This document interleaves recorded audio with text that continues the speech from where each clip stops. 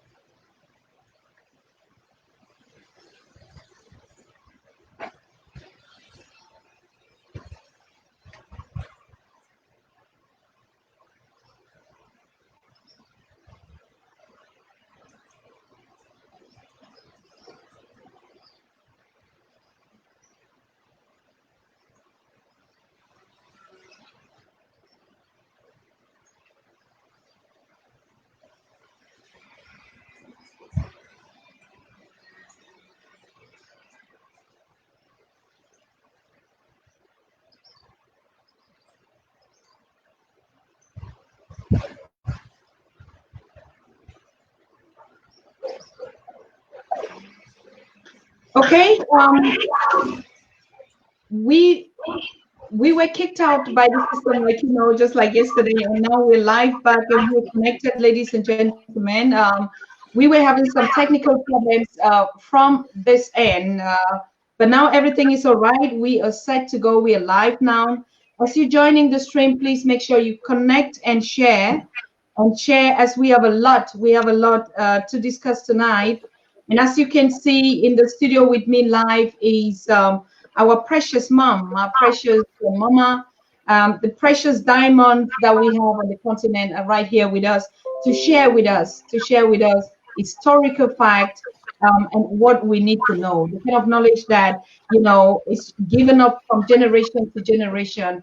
And so we have a queen mom here, Mama EDITH OLADE, all the way Hello. from she's gonna be with us here for this precious 2 hours to have a conversation with us. And as you can see, the title is the passation from the precious generation to the new generation. What is it that we need to know about Africa? What is it that we need to know about our values, our culture, our wealth, and everything? Let me greet you, Mama. Hello, good evening. Hello, and hello, everybody. How you doing happy today? To be here. You look beautiful, Mama. You're Thank precious. you. All the way from Antigua and Barbuda in the Caribbean Sea. Little dot on the map. Okay.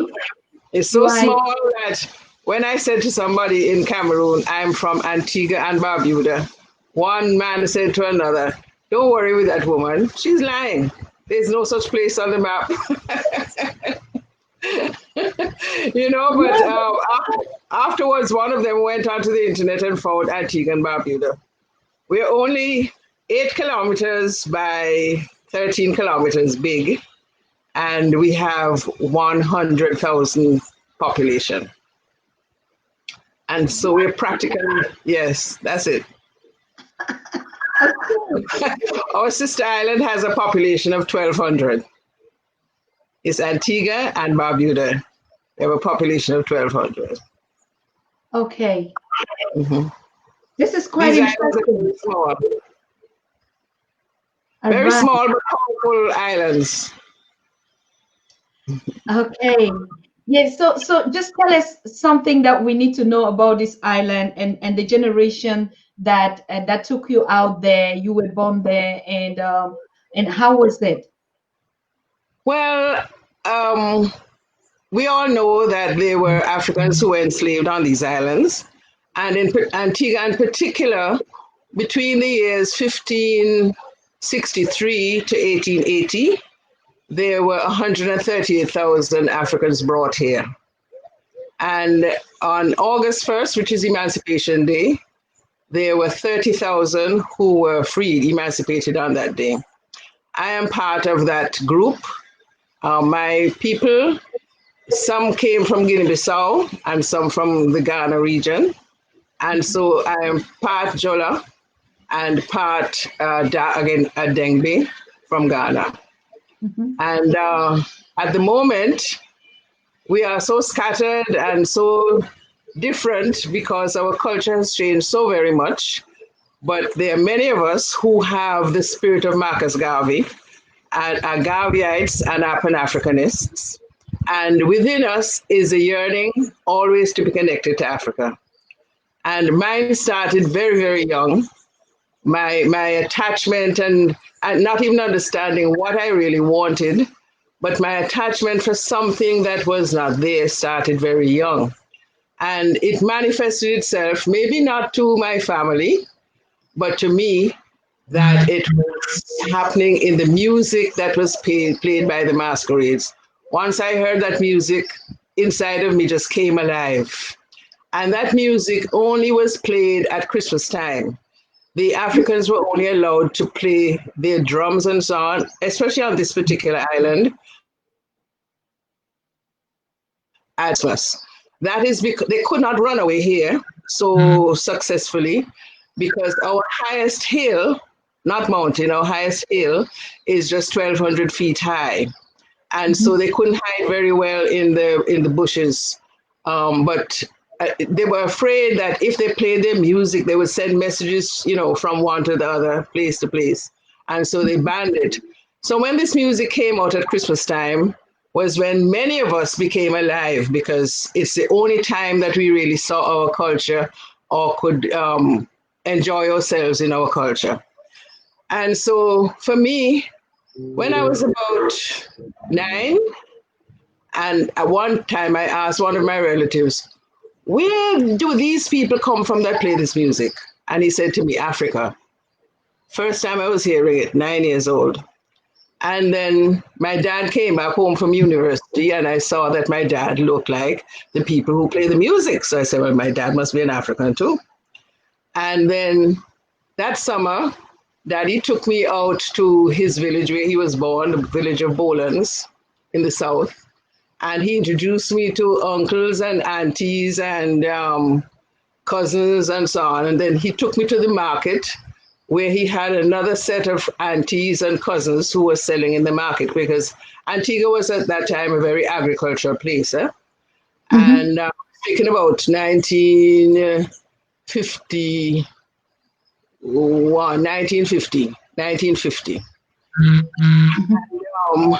By the time that I finished that trip with my father, I became an African. I identified totally with my father, his family that I saw. As you can see, I am mixed. And so I was not accustomed to having an African influence as such within my home. And it was more of a part Portuguese influence, which my mother was. And but I became an African. And I don't remember who told me, but somebody told me about Marcus Garvey at that age. And I remember at the dining table bringing up the conversation about Marcus Garvey. And my stepdad said, don't you talk about Marcus Garvey in here. He was a black man too. He said, don't you talk about Marcus Garvey in here, because Marcus Garvey by that time had been ostracized and put into prison and all the rest of it. And the media in Jamaica and in the US had done a very good job of messing up his name. And so people never spoke about Marcus Garvey, except they spoke with those other people who felt the same way. I first learned about Marcus Garvey, not first, but read a book by Marcus Garvey at the age of about 25. And I became a Garveyite, and I've been a Garveyite from since that day. I believe totally in what Marcus Garvey was saying.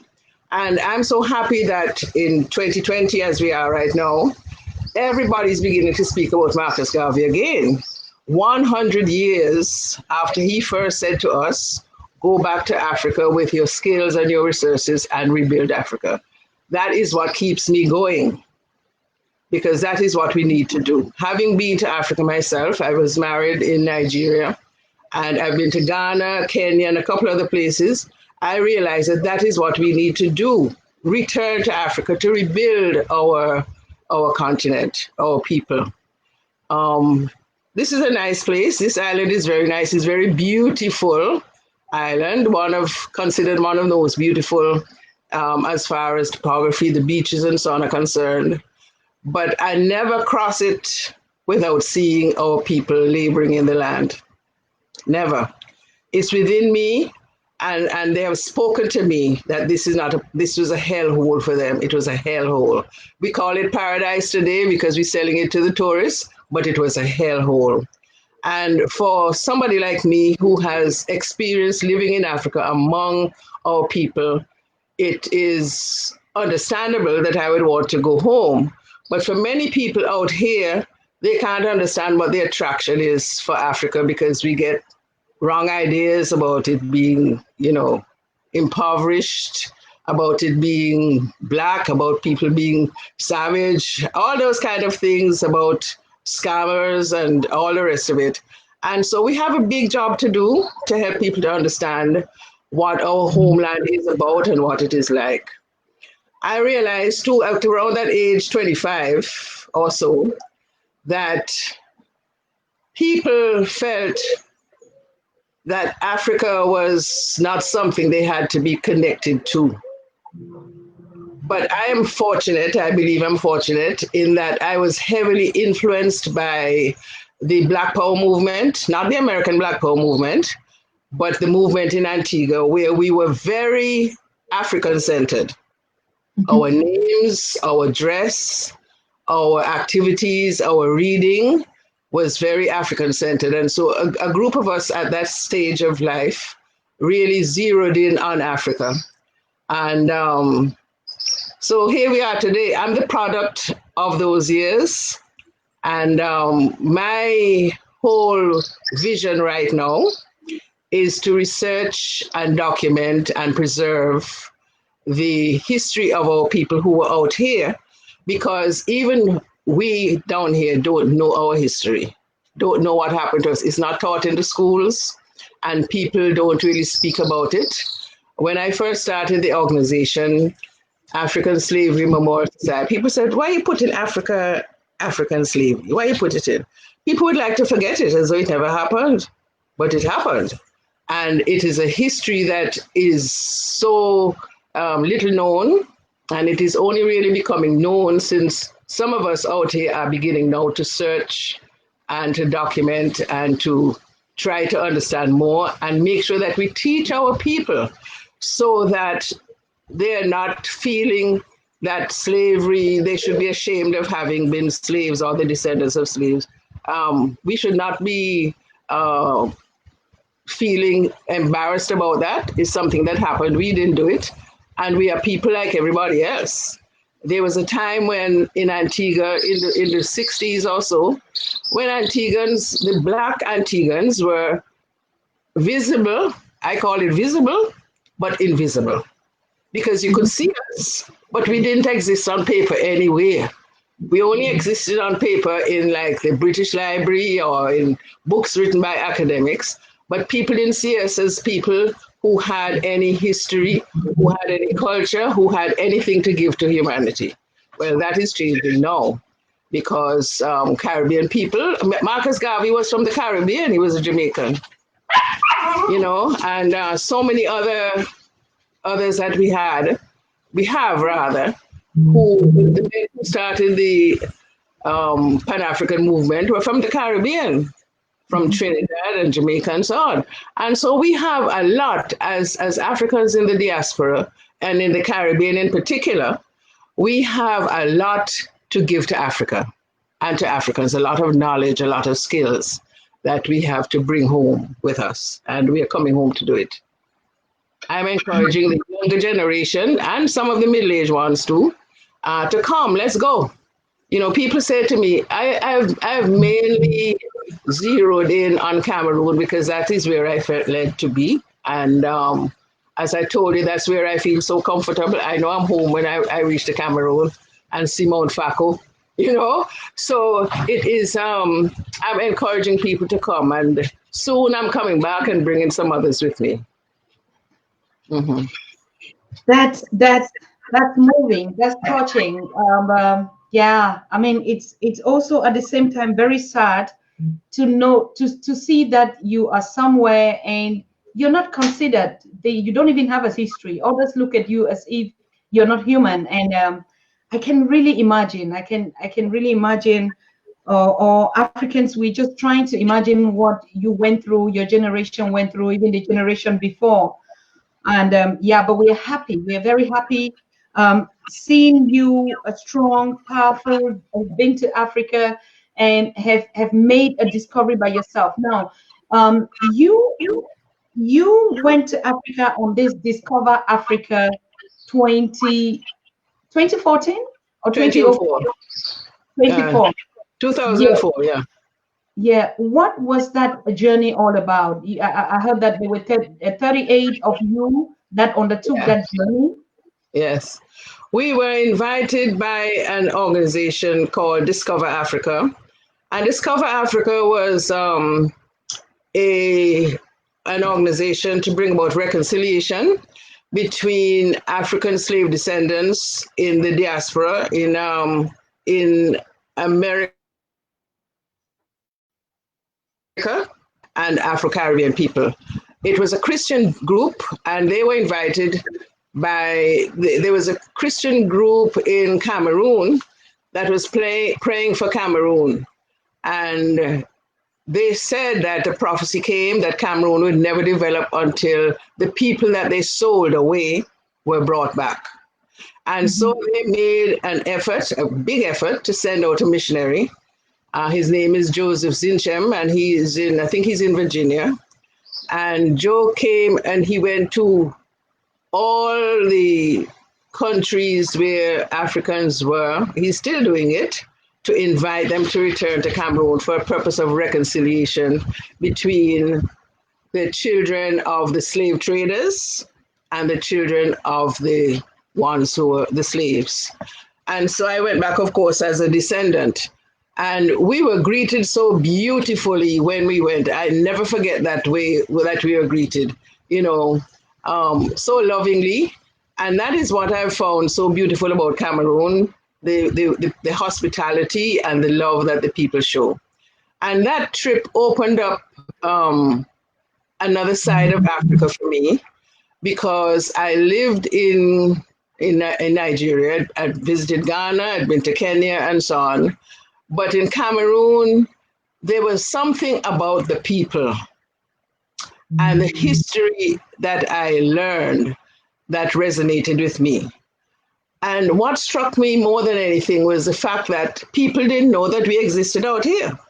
They knew we had gone somewhere, but they didn't know where. And with that trip, I met families I met one chief in the Limbe area whose great-great-grandfather had been the keeper of the slave port, wouldn't believe it. And we went out to Bimbia, saw the place, went into the water where the slaves were taken. And he said to us, come back home, come back to Africa and receive what is yours. What you left behind, we want to give to you so that you can come back and be comfortable among your people. And I met one old gentleman, he was 82 at the time, and he was told that we were descendants of slaves that had left Cameroon. And he said, before I ask you for forgiveness, I want you to tell me your names. Well, nearly all of us had English names, so we gave him the names, and he said, all right, okay, it's true, that's who you are. And we had a reconciliation there. And soon after that, I realized I felt the Lord call me to come back to Cameroon and work among the people there. And I did that in 2005, March 2005, because I received communication from a pastor telling me that he was working on a project to rebuild the first church that had been built by Joseph Merrick, who was a missionary from Jamaica who returned to Bimbia. At that time, Bimbia had many inhabitants, over 10,000. And he returned to Bimbia with the gospel and built a church, set up a printing press, translated the Bible, started a school, and so on. But some of the people in Bimbia didn't like what was going on, and they chased him out, and he left. He died before he reached back to Jamaica from malaria, by the way. But by that time, he had gone into Aqua, and the king had been converted to Christianity, to Christ, and both Aqua and Bell families. And then the missionaries, the Baptists, they moved all the way up to Bamenda. And so we went in their footsteps, so to speak. Anyway, we went back in 2005, the January. I called I'm an evangelist trainer. I called 4 of my students who were carpenters, and we all went back to Cameroon. We stayed for 5 months. And then I realized, these people don't know anything about us at all. So I came back home, and within a few weeks, I returned with an exhibition about slavery in Antigua and what Antigua was like. And we took a cultural icon, so to speak, who was written about slavery from what his grandfather told him to write so that it would not happen again. The book is called Hard Labor. And we went back, we had a food exposition, food that we eat out here, which is mainly based on the type of foods that was fed to the Africans during slavery. And we did the food exposition. We took all our food from Antigua, we carried it with us to Cameroon. We cooked and did everything. And the mayor of the town at the time, he said, when he ate the food, he said, what kind of fufu is this? We said, corn. He said, corn tasting like this? And we had cactus, which is something that we eat, and something like jollof rice, but different. It had different meats in it, and something called pepper pot, which I have since recognized to be like Ikong. There's a dish called that, among the Efik people. And he said, I have to come and see who you people are, that we sold you away and that you have come back here to help us. So he came down with it. That was in August. And within August, September, October, 2 months, he was in Antigua, and Antigua is twinned with Limbe city. Antigua is our sister city. Limbe is our sister city. However, that same time, Chief Ekum, that is in Limbe, he called 5 other chiefs from around that area, and he said, these are the descendants of people whom our fathers sold away. Welcome them back and give them land. Well, we're still to go back to get the land, but the invitation is open and it is ongoing. And so those are all the things that have made me recognize that I had to make my people on this side know what's in Cameroon, and for the Cameroonians to know what's out here, or who is out here. Let me put it that way. Then I went back fully in 2006 as a missionary this time, straight, working with the church. And during that time, I got a message to say that there was a chief in Bamangina who wanted to meet me. When he heard that there was a slave descendant here, he wanted to meet me. And so I went. Well, I had hardly sat down when Chief Tanifo said to me, tell me what happened to the Africans who came to your country. So I told him, luckily I knew something, And I told him, and he said, okay, don't go back to Limbe. I was living in Limbe at the time. Don't go back to Limbe. I want you to meet some people. And the next week or week or two, he arranged a meeting of some traditional chiefs whose fathers had been slave traders. And he told me, tell these gentlemen what you told me. So I told them, and some of them began to cry, cry because in that area, I guess all over in West Province, people are still mourning for their people who were taken away in slavery and praying for them to return. And then he said to me, okay, don't go back down to Limbe yet. Stay here. I want you to meet some more people.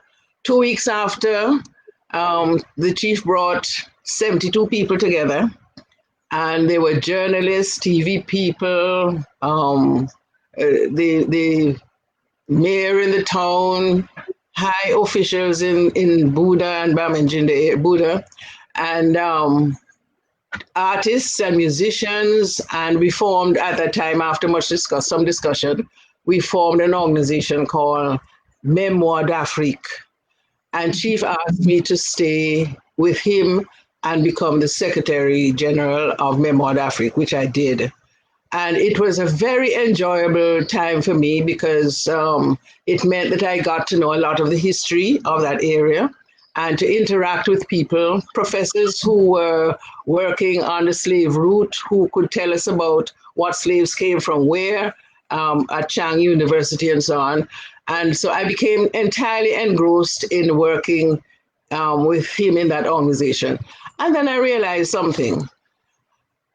Because they don't know anything about us, so we don't know anything about them.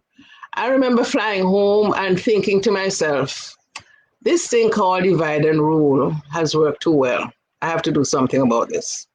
And so I came back home, I got on the radio, and I told them my experiences in Cameroon, and I was constantly on the radio talking about it until people became interested. And it's from there, that was 2007. So 13 years, I've been working on this connection between Cameroon and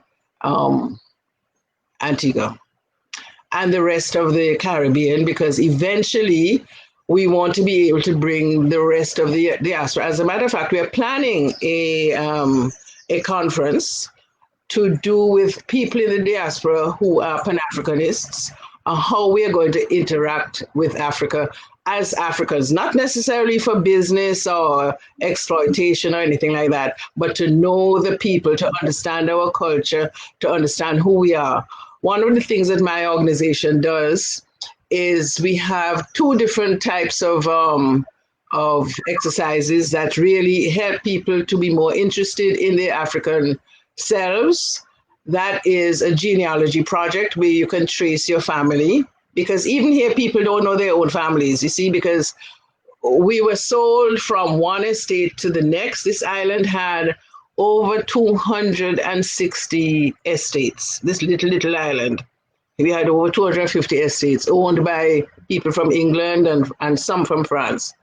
And so they would sell you from one place to the next so that you didn't know your families. After emancipation, people walked for miles around this island trying to find a sister, a mother, a brother, and so on. And so we've done that, and we're also doing a DNA test, the DNA test, so that people can know their origins in Africa. And so quite a few of us have done it. Mine is Guinea-Bissau from my father's great-grandmother, and Ga from my father's mother. We have done quite a lot of tracing. Some families have done quite a lot of tracing. So our organization is setting up a database so that people can know what estate their families came from, where they were born, the villages, because the villages were set up around the estates after emancipation, and what country of origin they came from in Africa. So that's something about us right now. I see you shaking your head, Susan. I see that you're feeling it, but you can imagine what it has been like for me to have to read these documents and so on. Sometimes it's really heartbreaking and difficult for me to work on it. But I have to overcome that and do the work because I know it is absolutely necessary. Because many people here, they don't have any identity as to who they are as Africans. They like the fashion and they like the music, but that's it. So we have to go beyond that. That's what we're doing. And that's why we're setting up the museum that is going to take us beyond that. Mhm. Oh, yes, of course, you can see that I'm shaking my head because I'm really like, I think I'd really begin to see where our problems on the continent are coming from because we had a sister here who was actually saying that until we reconcile with our with the past of Africa, Africa actually cannot move ahead.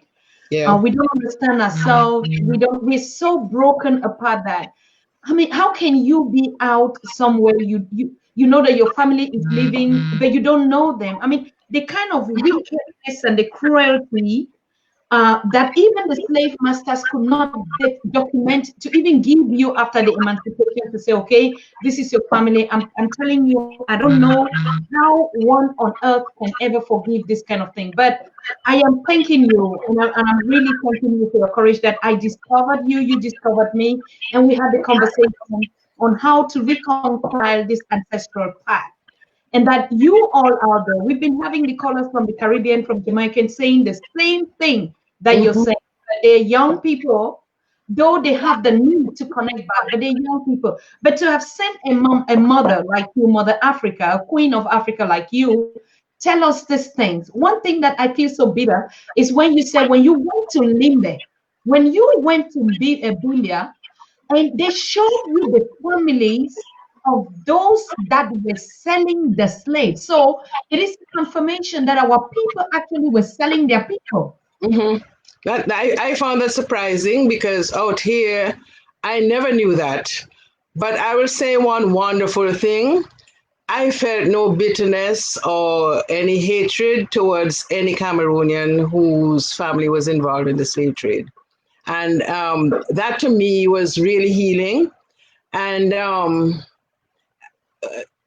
in several places in Cameroon, I had one man come and kneel down before me, Susan, and hold my hand and say, please, please don't hold this against our people. Forgive us for what we have done. All over, it makes me just, shiver to think of it. All over, we were finding people who were saying, please, our people didn't know what they were doing. And please just forgive us. And that was the whole reconciliation that we wanted. As a matter of fact, I will tell you something that happened to me in Cameroon. In 1978, I read the book Roots, Alex Haley's book Roots. And as I was reading that book about what happened with the mothers having to give up their children and so on, I cried as if my heart was going to break. And I put the book down on the floor. I said, I cannot read this book anymore. Can't read anymore. And then I took it up and I made two vows. One of the vows might not be too popular today because everybody wants to be politically correct. Mm-hmm. But I made two vows. A white man would never touch me. One. And I would return to Africa for all of my family who were unable to return. Well, that was in 1976 or 78, somewhere around there, 28 years after anyway, 2004, when I went to Cameroon. There was a cultural program for us that evening where each island was with another one of the families of the regions, and they were asked, they asked us for forgiveness for what had happened, and we forgave them. After that act of reconciliation, somebody said, the program was just about finished, and somebody said, let us pray for these families that God has brought back home to us. And those people lifted their hands and prayed. And I cannot explain it to you, Susan, and nobody can say it's not true because it's my own experience. As their hands were up praying for us, I felt my people, my ancestors, their spirits leave here and come back to Africa.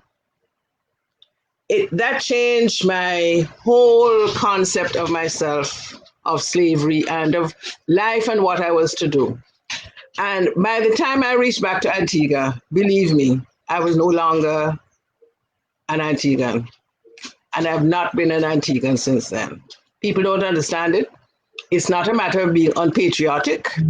It's a matter that in the spirit, there are things that happen that we don't understand. What happened to us was an extreme amount of cruelty that damaged us where we needed healing. And the healing took place so that I was no longer gripped by this place. You see, a lot of people are gripped by where we are because they haven't an understanding that there is someplace else or there is something else.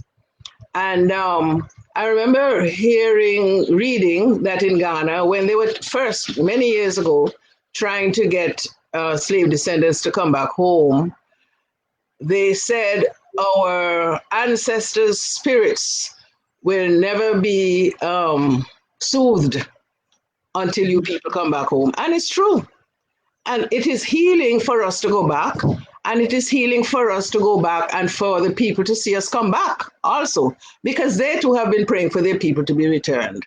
And I know that in this bush, in this island here, the Africans prayed, God, don't let our families go through this, what we are going through here today. I know they did, because the ancestors speak to me. I write poetry on Africa, and I write as I'm spoken to bring messages, right?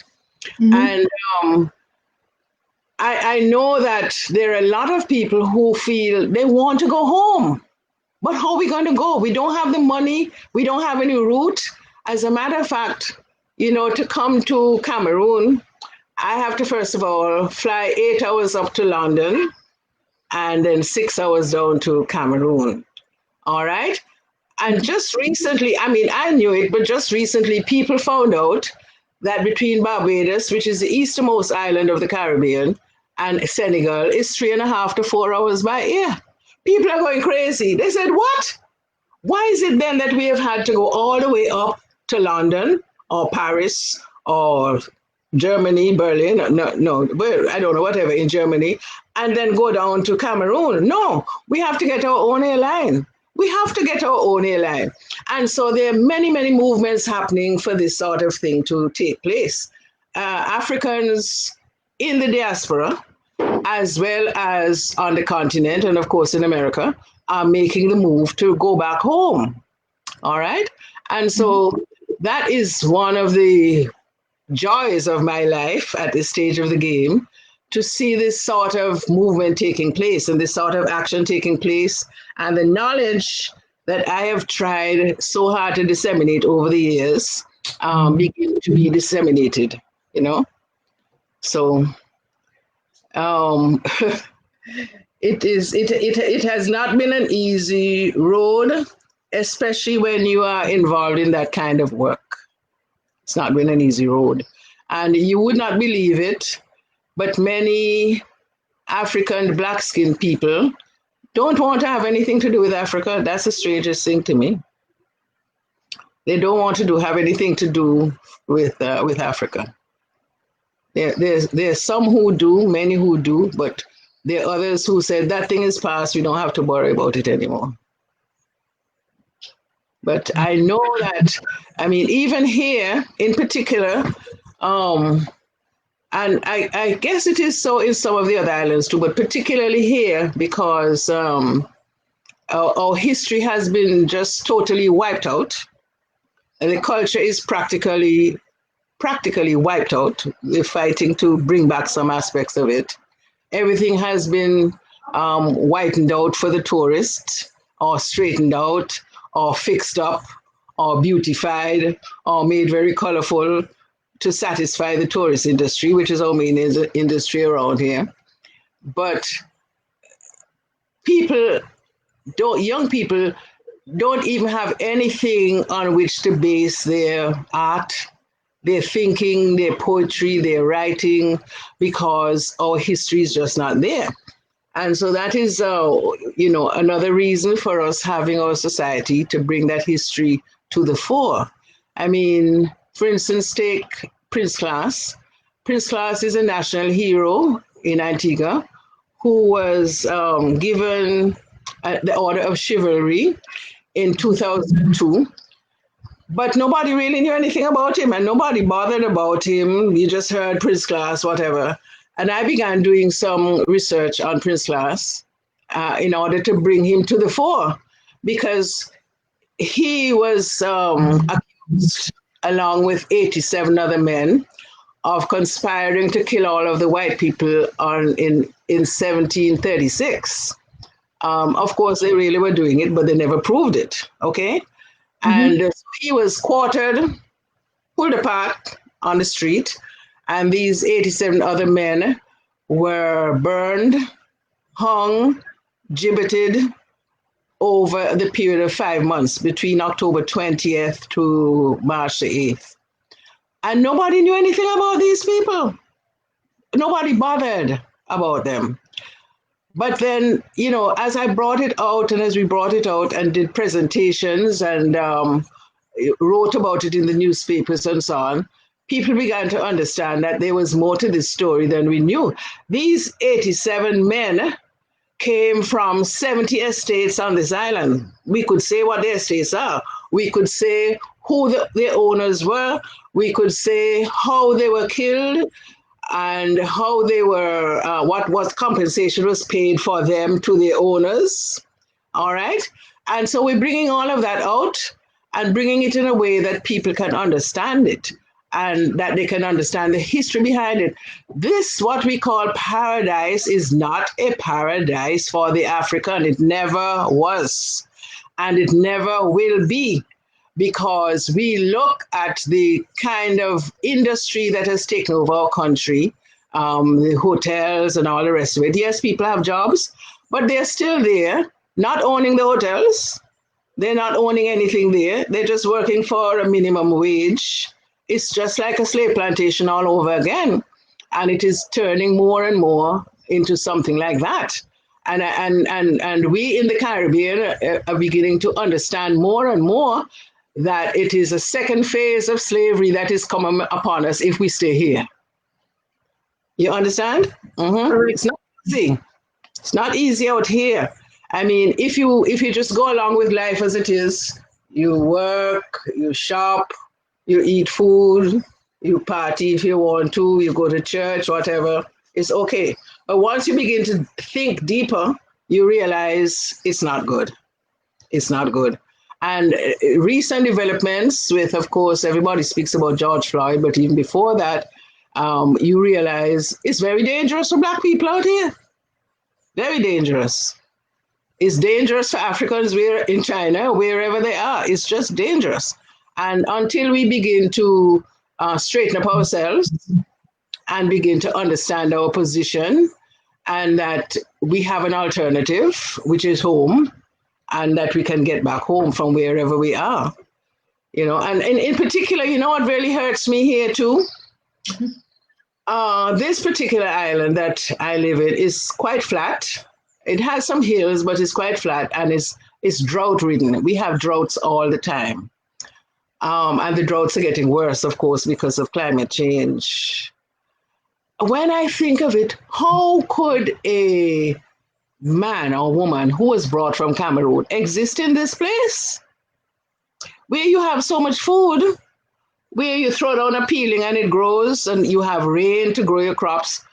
The Africans actually were starved here. Whenever droughts came, they died in the droves because they could not be fed. They died in droves during certain years when the droughts came. The animals died and the slaves died. So it is a very sad history, and it's time for us to get out of it. It's time for us to move out of this. And so I'm very much for the move, and I'm working towards the move. Because let me tell you, my soul has not resided in this place since I went to Cameroon in 2004. You understand that? I get it. Yeah, it has not resided in this place. You know, like many Cameroonians do, we bury the umbilical cord of our babies, okay? Mm-hmm. And people tend to say in our Creole language, I am born. I'm born here. My navel string buried here. My navel string, my umbilical cord is buried here. So they feel that they are tied to this island because the navel string is buried here.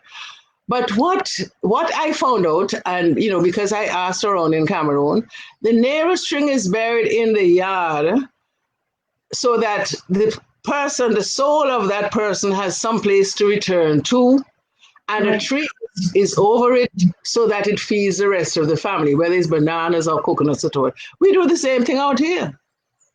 But I have recognized that the people whose navel string is not buried, they don't have an attachment to Africa. You understand, the younger generation? Because what's happening is that when the African slaves buried a navel string, they were burying you back in the village that they came from, among the family you came from. This is why people of my generation and maybe a generation under me are very much attached to Africa. Nowadays, people's navel strings are what? Flushed down the toilet, burned in an incinerator. You've cut the spirit, you know? So these are things that we need to understand. I can take it away. My navel string is buried. I know exactly where it's buried. Okay? I who went with my father to bury it. So that's part of the story. Mama Edith, I love you. I love it too, Susie. You know, I have to thank my father profusely for telling me something more about our family, because I knew absolutely nothing until I was 25. I knew a little bit because I remember my grandparents when I was quite small. And when my brother has his first child, the child came out very fair-skinned. So I took him up to meet my dad, his grandfather. And when I walked in, my father, who was a very humorous man, said to me, what white man you have there? Like that, you know?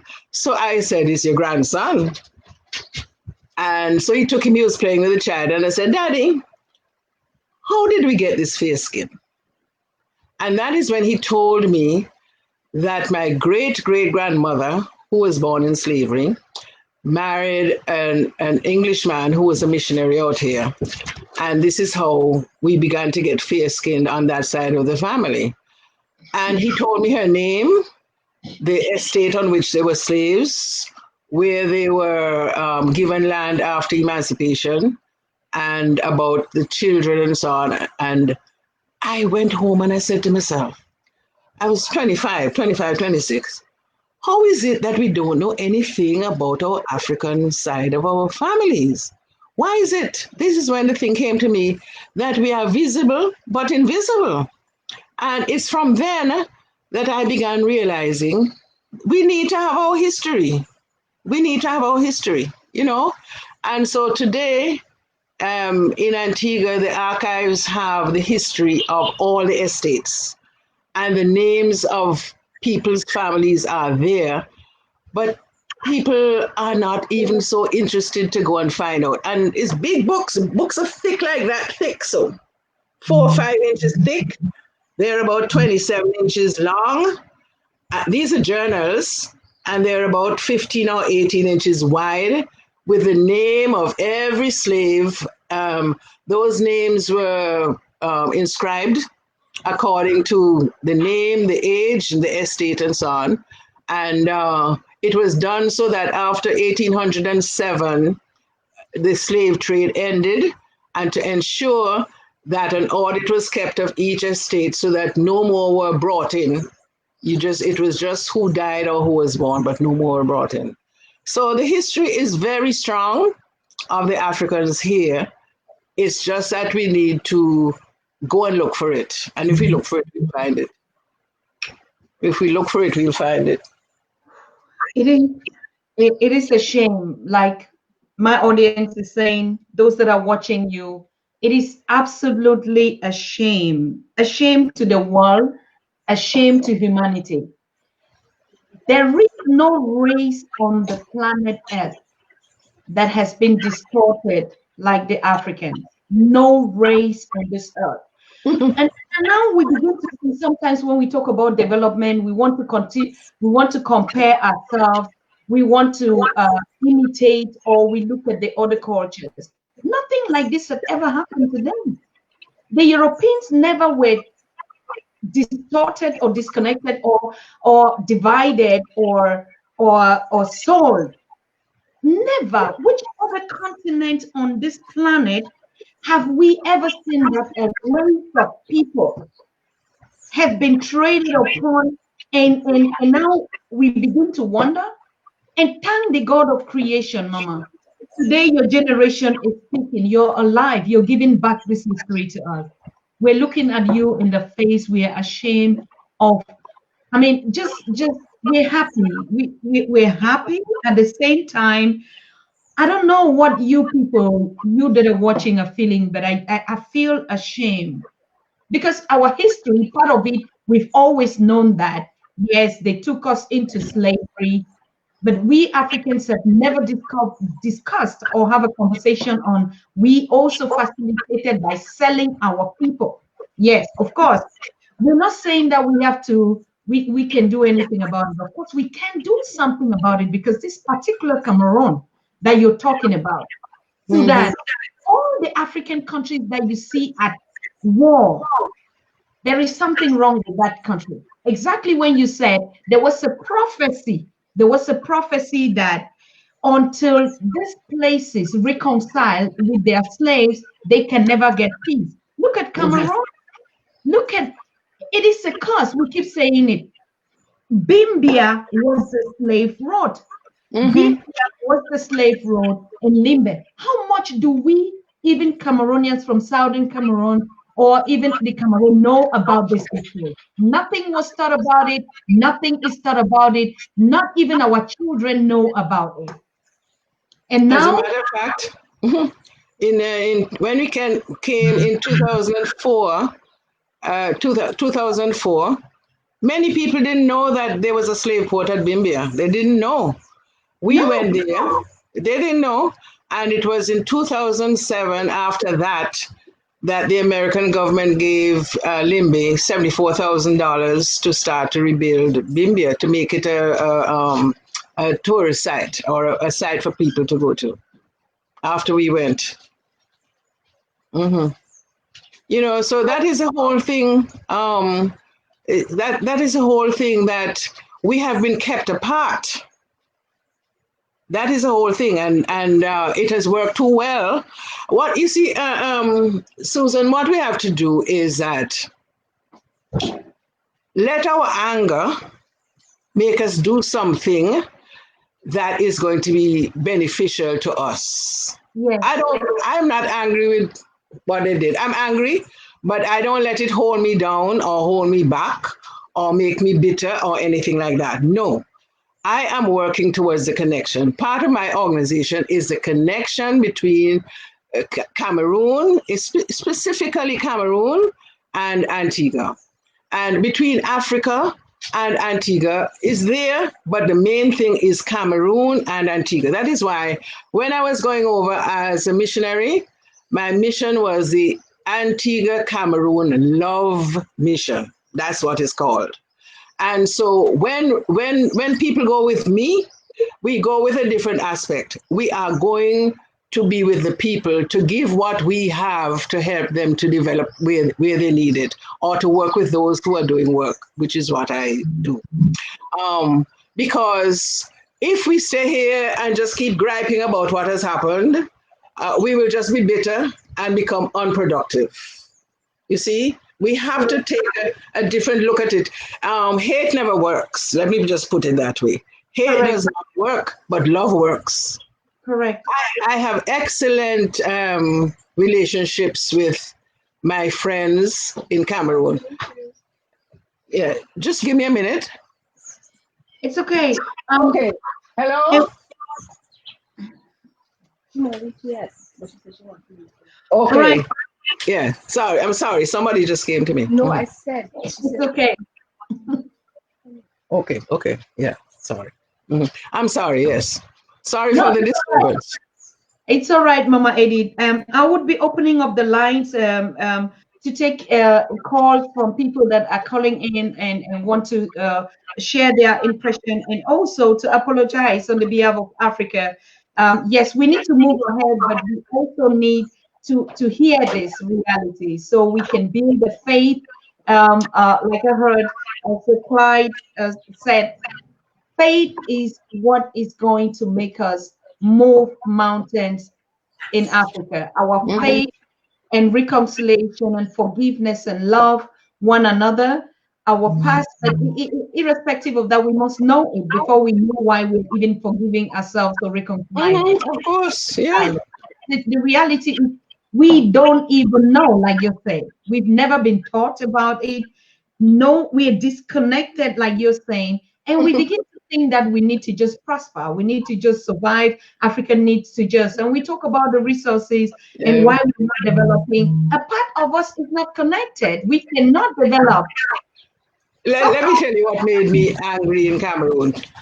They used to call me white lady. I used to get so angry. You know, I met a gentleman once who was a headmaster, a man with his PhD, and his daughter introduced me to him. And that man looked at me with disdain and said to me, "But you are not an African." I got so angry. I was boiling inside. I had to say to him, "Do you understand what our people went through out there? Do you understand how we had to hold on to our Africanity, let me call it that, in order to be able to survive? Because we could not enter into that other kind of life because we not wanted there. And either you assimilated or you remained ostracized. I didn't want to be assimilated. I'm not British. I'm not English. I'm not Caucasian. I'm an African. So how am I going to be assimilated into another style of life that I don't feel I want to have? And when I explained to him, he said to me, "I'm very sorry. I did not know." And that's what I realized. People do not know. They do not know. You do not know out there, and we don't know here. I mean, I have had well educated people here tell me that they don't want to know anything about Africa. Why are they saying that? Because they don't know. Well educated Black people, let me put it that way, because they don't know. Young people and older people. So we have to educate. The media has done a very good job on blighting relationships between us. That is why I said earlier, the divide and rule system has worked too well. We have to do something about getting rid of that division and bringing about our unity. That is one thing that there's a quote from Marcus Garvey that was on the page of the Memoir d'Afrique. And that is when the people realize that they are one, only divided by circumstance, they will come together to work on strategies and international matters that will unify Africa. That is what we need to do. You see, Marcus Garvey has a lot of wisdom in his sayings. It's amazing that he had never visited Africa himself. But those of us who have and those of us who read what he has said understand that we have to get past that pain and act in a way that is going to build, heal, and build us. That's what's going to has to happen. You know. So I understand how people feel about the painfulness, but we have to be careful that the painfulness doesn't make us so bitter that a root of bitterness takes hold of us and makes us unable to reconcile, because reconciliation brings healing. And that's what we need to be all about, you know, in order to be healed. Mm-hmm. You something that I would really feel like you to share here because you were like, I mean, it's still in the same conversation when you said, um,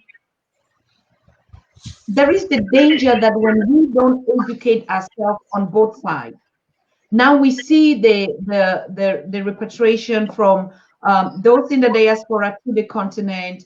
A lot of people are investing, Black Americans or Africans in the diaspora, a lot are investing in agriculture in Ghana, in Gambia. We see a lot really going on now.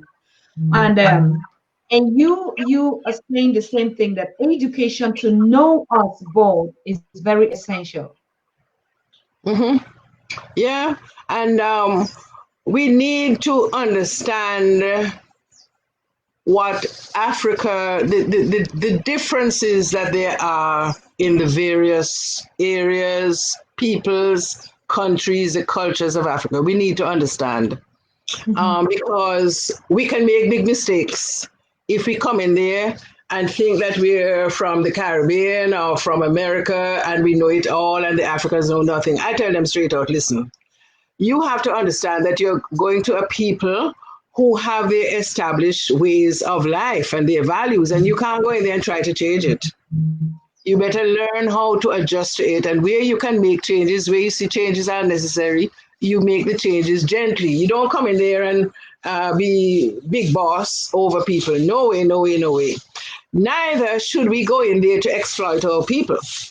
I was very pained a few nights ago seeing something on Facebook of two brothers talking and speaking about how cheaply they could buy certain products and then get back home and sell it. You could buy it for under $1 and get back home and sell it for $30 on Amazon. That's exploitation. We don't need to be doing that at all. You know, how cheap things are, food, clothes, and everything. Then you come out here and sell it for hundreds of dollars. No. We need to understand that we are to be developing ourselves. When I say ourselves, the Africans and us. We have to learn from you. You have to learn from us. You have a lot to teach us. We have a lot to learn. We have a lot to unlearn when we come. And I have hesitated here to let people know what is available to us in Africa or to Cameroon. I've been hesitant because I realize that just as the Europeans came in and exploited and took out everything to become rich on this side, you have Africans who will do the same thing. Yes. And it is not right. We should not allow it. And this is a conversation that we need to have. The Africans need to say that if you're coming in and you're going to be buying our stuff for cheap to carry home and make money from, well, then you have to buy it from us for more. Mm-hmm. Pay us for our labor, pay us for our knowledge, pay us for our product, pay us for bringing it to where you can buy it and go and sell it again. No, we have to become fair. And that is one of the things that I really am against, the exploitation of the African, especially among the poorer people, by those who come from the West. We have to really be careful with that and to forcing our culture on another people, you know, because that is happening too. You know, that is happening too. That's the reality. Yeah, we have to be careful because now we see even these videos that are going on. Yes, it is okay that we want our people back. Now we're not even talking about the West. We're talking about black on black. Mm-hmm. But if the conversation is only about opportunities in Africa, I think the communication is wrong. If it is just about business opportunities or we have investment, this of course, it is a continent open for opportunities.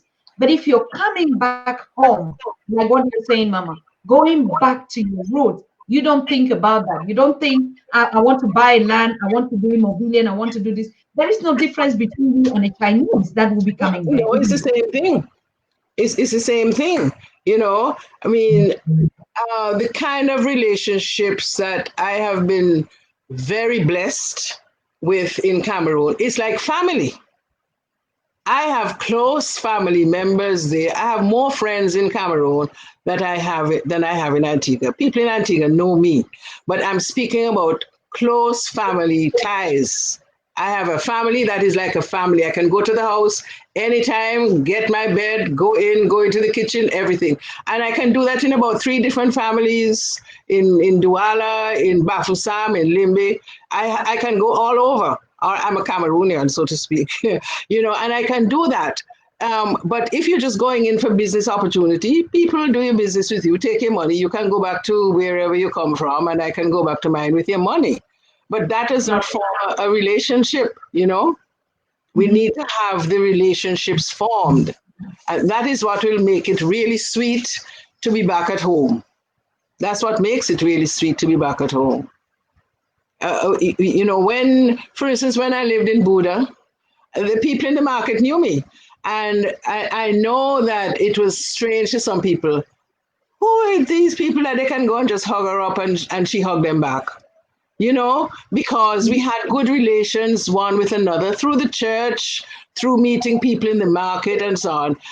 But that is what you need, that there is love and care that makes relationships beneficial to both parties. Mm-hmm. Correct. Correct. So when are you going back? I'm sure you're just waiting for things to open. Well, like everybody else, I'm waiting for the airlines to open up, and we see how we can travel. The thing is that my organization is the African Slavery Memorial Society is just coming into a phase that we have been waiting for to happen, in that we are just about to build our museum, African Slavery Museum. And so I might have to remain here for longer than I planned, but that is something that I want to see happen, and so, but I plan to come back in November, all being well. And I'm coming back to do some research, because in Antigua, in many of these islands, a lot of the Africans who were enslaved here came from among the Igbo, the Efik, and the people in Limbe area, and were brought down, believe it or not, way up from Chad, walked all the way down through Mamfe, brought down through the Cross River to Calabar, and then shipped here. And there's one lady, a historian, Dr. Lisa Aubrey, whose research has shown her over 200 ships by now. I think that when she did it, it was 166 ships that came from the Bimbia area, from Calabar all the way to Bimbia, 166 ships. And 4 of those ships came to Antigua with 600 or something Africans. 24 of those ships went to Jamaica, yeah. 26 went to Grenada, 14 went to Dominica. That's to say that many of the people from that region are in this region. And we're just trying to find our way back. But before that happens, we have to understand who we are and do that DNA test and find out where we came from. You understand? Yes. So I'm coming back in to do some research, because the African crafts that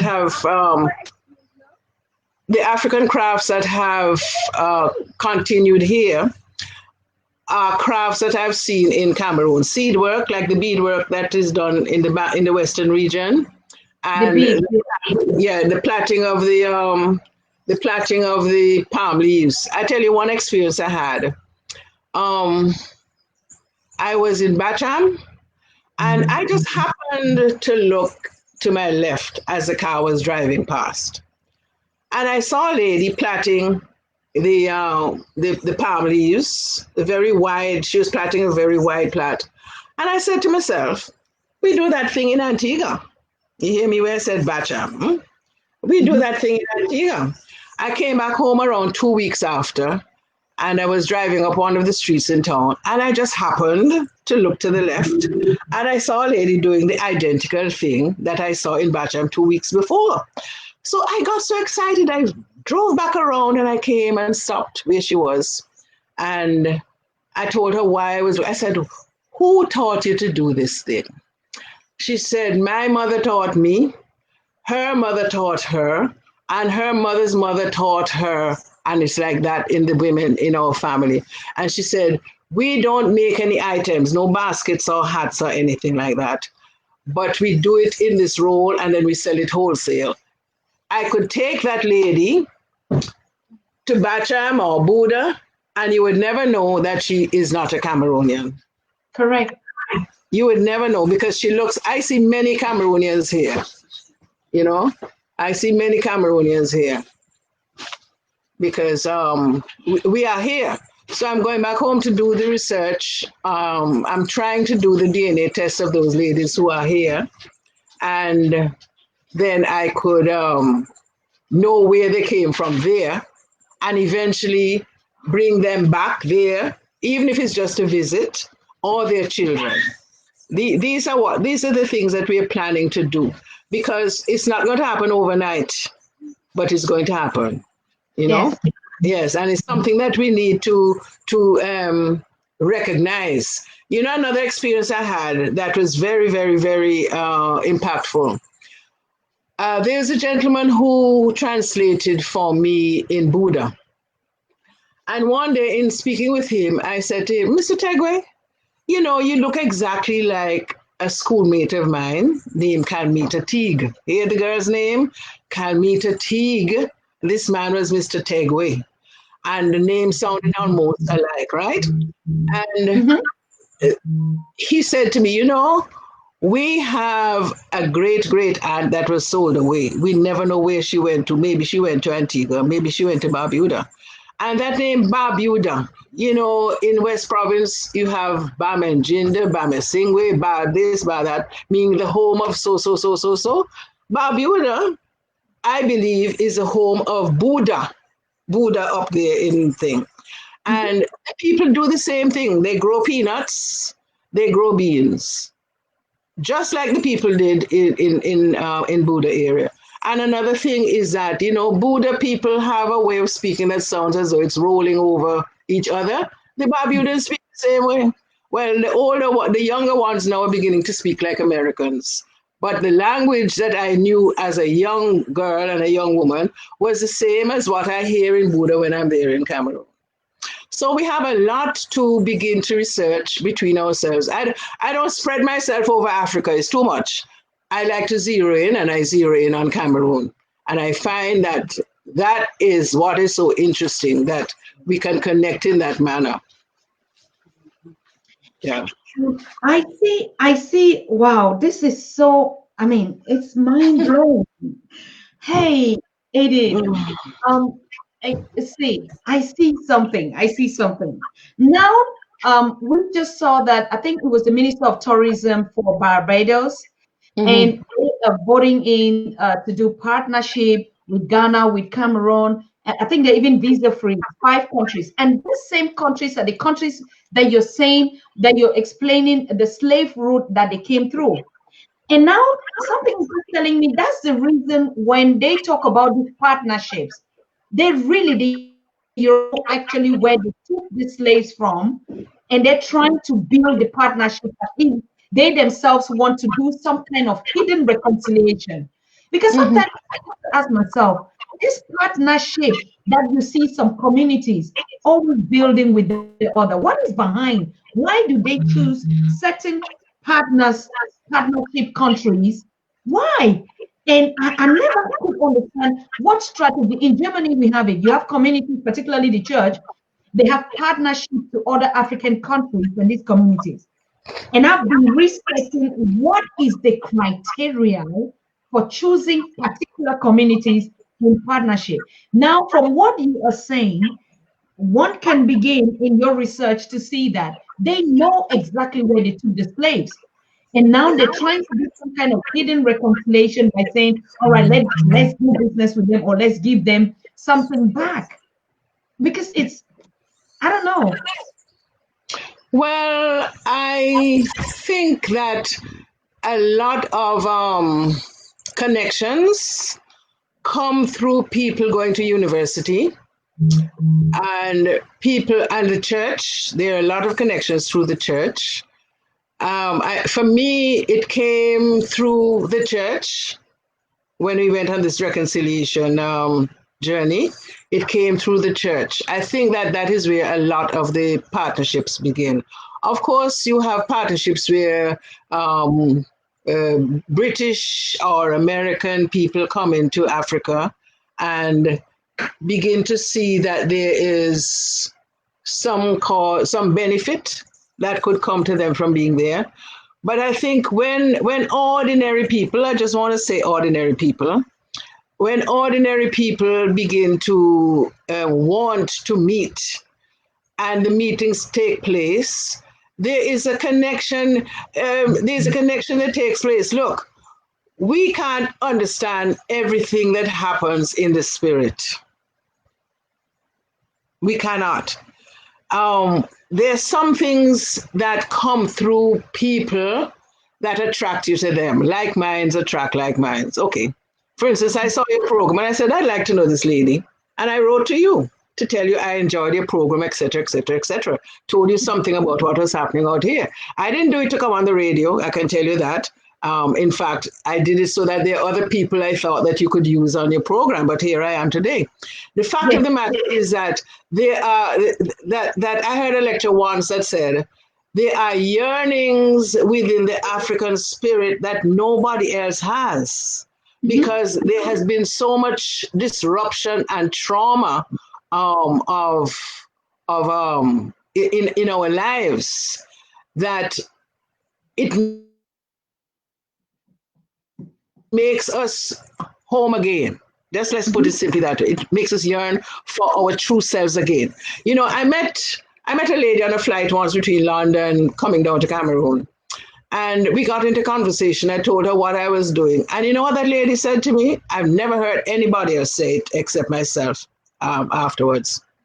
She said, I was never happy in Jamaica, even as a child. She said, in my late teens, I moved from Jamaica and I went to London. I was never happy in London, but I went through school, work, and everything. Then she said she took a holiday and went to Gambia. She said when she hit Gambia, she went back to London, sold everything, and went back to Gambia and bought a piece of land. She said, I am perfectly happy. She said, my son came and he bought a piece of land. She said, I have mangoes, I have bananas, I have fruit trees, I have my little house. She said she makes money by making Jamaica breakfast on a Sunday morning. People come and purchase, you know, like a party. And she does Pilates to make some money. And she said she's happy in Africa. You know, I totally understood her. And then I began to understand my own self. As a child, and I'm speaking like when I'm like 5 years old, I had a feeling that I wasn't part of my family, the whole set of people there. And I was always very observant of African people, black-skinned people, very observant of them. I liked being around them. I liked their company. I liked being around them. I didn't grow up in a family that was wholly black-skinned, because my mother was fair. They had very skinned families. But we had people who came into work, the gardener and that sort of thing, people around all over who were black and whose company I enjoyed very much and learned a lot from them. And so I can quite understand what this one was talking about and how it resonated with me and how it resonates with other people. You know, I met a man in 2010. He was an artist, a sculptor. And I went to his house one time. And when I walked in there, I thought I'd walked into an African shrine. We talked about, and he was so happy to be part of the exhibition of African art that I was doing. And then he came to me during the exhibition, at the end of the exhibition, he came to me and he said to me, somebody told me that you can get me back to Africa. I said, yes, I know what to do. Let's talk about it. Do you know that man committed suicide? He said, if I don't get back to Africa, I'm going to die. And he committed suicide. Oh, So you see, it runs deeply. People phone me when they hear me speak on the radio and they say to me, what can I do? I don't like this name that I have. I want my real name. I want to know where I came from. I want to know who are my people. And it's mostly men. Women don't come to me with that. But men especially have that deep yearning and pain within. Women don't have it so much, but it's the men. And so this guy committed suicide. There are other people who do similar things. They don't even know why they kill themselves. They're just very unhappy with situations. When people think of what their families went through, you listen to Bob Marley's songs and Bunny Wailer and so on, there's a lot of sadness in their lives, in their thinking. Even my first African poem that I wrote it in 2004. I never knew that I had so much pain within me. And it was a very, very hot day. I said to the others, I'm going into my air-conditioned bedroom to sleep. So I went in, and as my body hit the bed, out of me just came this cry, not a voice, just came, oh, Africa, the cry of my heart is you. And I wrote a poem based on that. The cry of my heart. Would you welcome me back? Do you know where I went to? How is it that you never came to look for me? It was a cry of the heart of the Africans who are out here. You know, how is it that nobody ever came to look for us? We could never understand that. I mean, there are several of us, and I found this out after, because, you know, people don't talk about these things. But I read the beginning of a book by an Anglican priest who went to school in Barbados. And he said when they had devotion time in the morning, he would go onto this promontory and he would look at the Atlantic Ocean, and it would always come to him, Africa is just down there. I wish I could take a boat and go. And I was having the same thing. There's the easternmost part of our island called Devil's Bridge, which opens onto the Atlantic. And I would sit there and look at it and say, you know, Africa is just down there. I wish I could take a boat and go. I didn't know other people were thinking the same way. People don't express these sorrows, but they are there. And the connection that we are attempting to do and that we are doing is to assuage this pain that is within us, this yearning that is within us, you know? And so a lot of it is there. Your people are talking about pain here. It is a pain that we have to speak about and begin the healing. I'm hoping that as I speak today, healing comes to some people. You know, Africans don't have to feel humiliated or angry or feel ashamed of what happened. It happened. The thing about it is for us to know and not repeat it and bring about the unity that is going to make us whole. That is what is important as far as I'm concerned. Mm-hmm. I see somebody here. When yes. they come back to Africa, they keep themselves separately from the people. Those are the foolish ones who want to feel themselves better than the others. I had an experience, though I must say, in Nigeria, where I really was not welcomed by the people of my husband, not the family, but the people in the town and so on, the women especially. Couldn't understand why he went and married an Oyibo woman, a white woman, a woman from overseas. Couldn't understand why he did that. So sometimes it is not that we are want to stay apart, but that we're not welcomed well. You know what I mean? Mm-hmm. Yeah, that experience happens too. Besides the people write and say that Africans don't want us because we are mongrels, mixed up people. We are not straight African, you know, straight this, straight that, straight that. And so there are many, there's something that has to happen in Africa too, where they have to understand us and welcome us back and make us feel comfortable and happy. I think it justifies a lot. Mama, you're right. And to be honest with you, it's a lot of ignorance. It's a lot of Yeah. ignorance because we never were taught this, particularly this history that we're talking about. This is why even young Africans are advocating today that we need to go back, particularly to the school, the education curriculum, and Yeah, okay. introduce this history on it. And we at home have to start teaching this African people. We have to learn. We have to. Nobody would even teach us all these things, but we have Mm-hmm. to read. We have to go back and research on us. Who am I?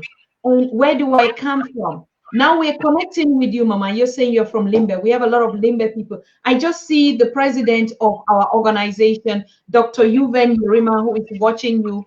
And Dr. Yuven Yerima is a prince from the Northwest. And he is saying, I'm in tears. I am in tears because this could be my auntie. And I Mm-hmm. see Zazu is also your daughter from the Southern Cameroon. All of them are in tears out there. They say, I am crying because it is not a regret, it is not bitterness, but it's a kind of a feeling. And I think this is what we're saying when we connect, there is going to be a lot that will happen between us. And this Yeah, is yes, definitely. I don't think there's going to be a village one day that all of us will connect, but this is the platform, the Pan African Daily TV, to connect us. And you see, we're already crying, we're reconciling. I myself, I'm just tears. I'm filled with joy and mixture. I've been talking to you ever since you wrote to me, and each time we break out, each time we break down. But I felt that, and there is no coincidence why you connected. There is no coincidence why you wrote to me. There is no coincidence from day one that we started writing. I embraced you like my mom, and you say I'm your daughter, you're my daughter. There is just no coincidence in this thing. And we know millions of our people out there that are yearning, but their heart Yeah. history has been torn apart. But another interesting thing that I want to tell you, Mama, out here I met a woman. She's German. She's 150% German. That the kind of German that they say organic German. And Mm. this lady has been crying for years, and she knows she is African, and she is from the Gambia. Yeah. And she's always saying that she was born in a wrong skin, and the people of Germany can never know her because they don't reconcile with her. She is not the only. I know one girl, she's about 42. She's always on the festival that we do, and she calls herself Daughter of Congo. And she can tell you every history about Congo. She's never been to Congo. She's born here. She's German, but she can tell you where her ancestors come from Congo.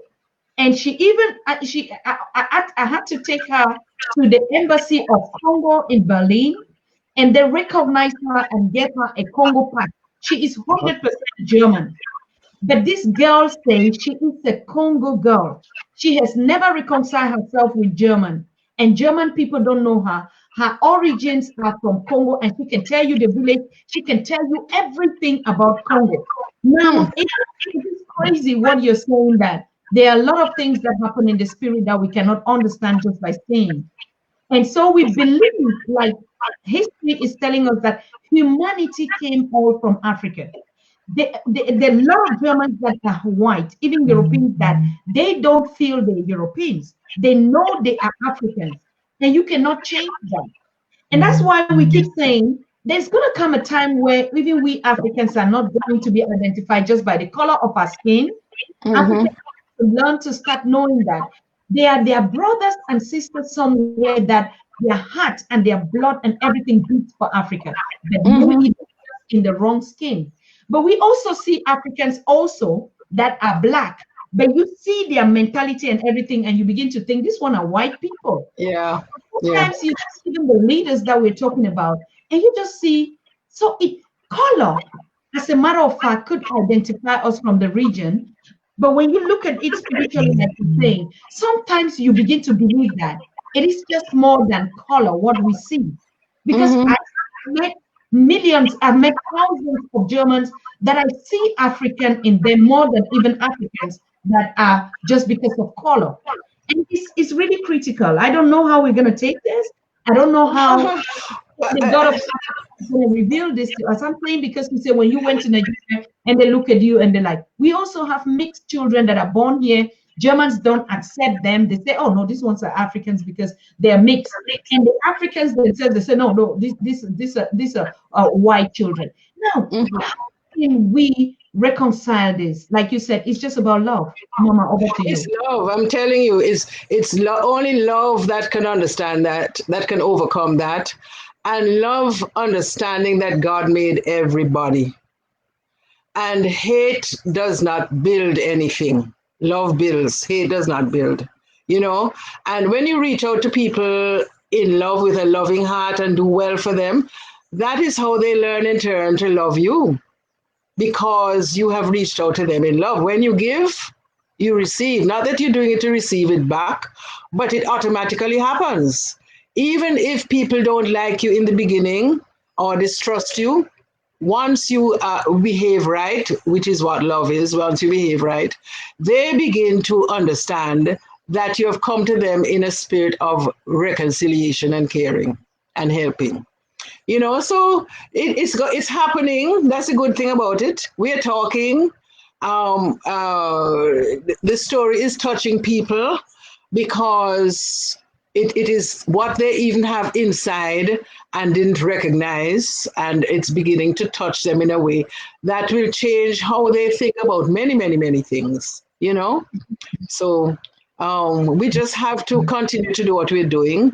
You know, I would like to read a poem to you, if Go if ahead. that's possible. Okay, Go can you ahead. just excuse me a minute? Just let me pull down this a minute.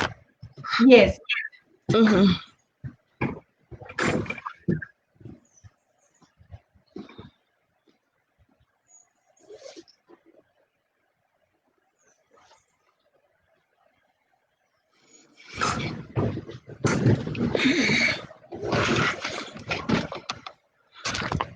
Yes, this is a poem that I told you I wrote in March of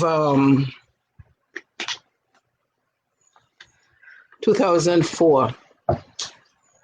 And, you know, we must be conscious of our ancestral spirits. Mhm. We must be. Because I never had that sort of contact until that experience in Cameroon. And this poem didn't come to me, it just came like that out of the blue.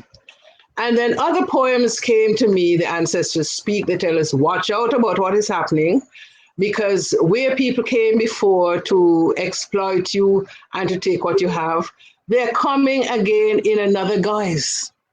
Mhm. That is a poem that needs to be heard. They're coming again in another guise. You look around and you think all those big cities and beautiful cities are wonderful. I mean, people boast about all the cities in Africa and so on. Whose is it? What is it? Who is making the money? Where is the money going to? You know what I mean? Yes, Yes. the exploiters are coming again with gifts. It's like they say, beware of Greeks bearing gifts, because they come to exploit you. So we have to be careful too of whoever comes in today, that they're Mhm. coming because they want to love us and not because they want to take from us to enrich themselves. Okay? Okay, this is Mhm. the poem now. Um, okay. Oh, Africa, the cry of my heart is you. I love you. I am proud of you. So unique and beautiful you are.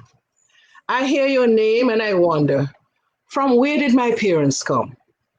Oh, on Africa land, where did their souls last drag in their native earth?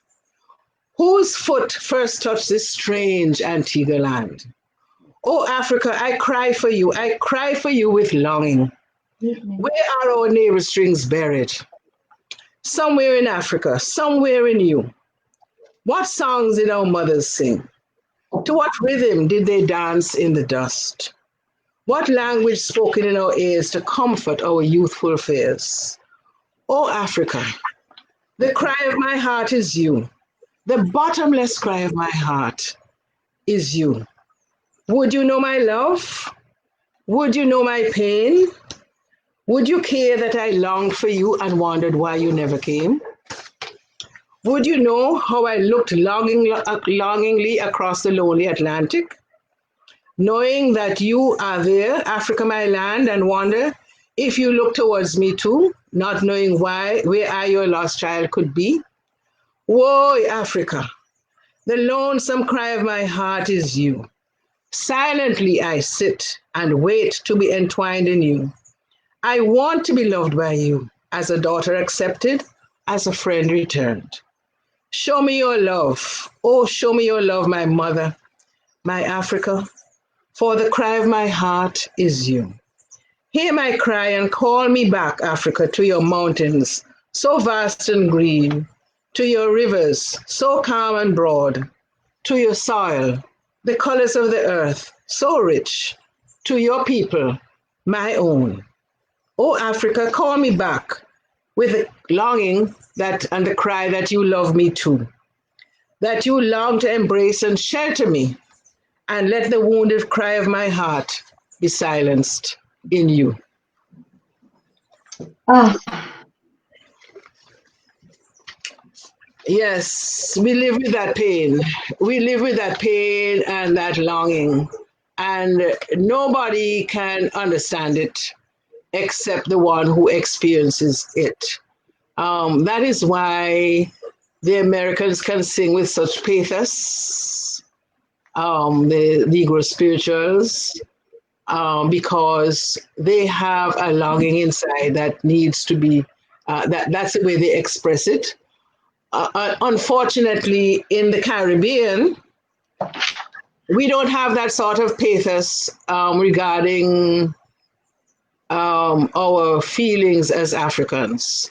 We tend more to be to express it in dance and dancing and music, you know, because we look at how we can get over the pain by having fun. And therefore, that is why we are advertised as a fun region and a carnival region, because people are trying to make us forget everything by making us be fun people. You know, in the Caribbean, something has happened recently that I don't like, but people are painting their houses in garish colors, red and orange and yellow and green and all sorts of colors, because we are being marketed as a people of fun, but it's a lie. Because when you get to sit with people deep inside, they wonder about themselves in Africa. And people cry, a lot of people cry inside because they want to be connected. Yeah. true. I mean, we see it even out here. I mean, you're talking about cutting away. I mean, even the diaspora, we're talking about migrant diaspora, which is my generation. It means even though we still have access, we were not like taken away like in this generation, but you still feel the pain. I mean, even when you have you can go back, like it wasn't like in your past, but you never feel anywhere on the planet as an African without home. And so I can imagine even you from generation to generation, but us even that is just the first generation, you can never feel anywhere on earth if you're not on the continent. The moment you touch the soil of Africa, you feel the mother Africa, the land, the earth tells you welcome home. You feel human, like Sir Clyde and all your brothers and sisters there in the diaspora have been saying. The moment you step your foot on the continent, you feel human. You feel a human being. I mean, and so it is only an advantage for us to connect and to enjoy what we've lost for all this time. Mama, we're so happy. I'm opening up the lines, please. You can call in and share your contribution to this wonderful show, to this wonderful program. And yes, and I already have the first caller coming in. Mama, I'm picking up this call. Hello. Yes. Hello. Hello. Hello. Yes. Can I say hello to Mama Africa? Yes, of course she's hearing. if you're a little bit audible. Hello, Mama. Can you hear? Oh, she's disconnected. I'm sorry, she's disconnected. Just hold on. She's gonna join back. Yes, please. I'm going to wait. No problem. Yes, okay. I think we need no.